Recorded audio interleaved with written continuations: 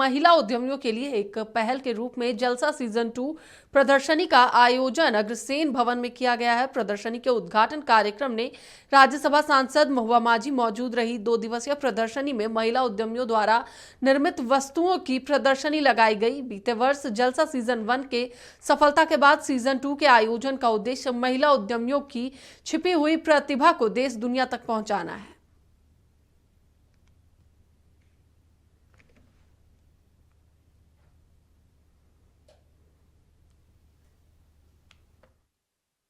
यहाँ सीज़न 2 ये आपका जलसा का आज उद्घाटन किया है और यहाँ पर बहुत सारी महिला उद्यमियों ने अपना अपना स्टॉल लगाया है, जिसमें साड़ियाँ हैं, सलवार सूट वगैरह है, बहुत सारी ज्वेलरी यहाँ दिख रहे हैं, हैंडमेड ज्वेलरी भी है और ऑर्गेनिक चीज़ें हैं।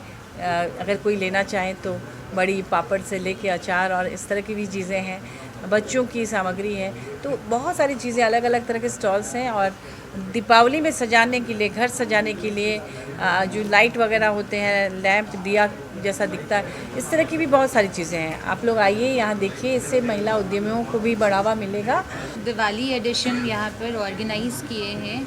दिवाली और करवा चौथ से रिलेटेड आपको यहाँ पर सारे आइटम मिल जाएंगे।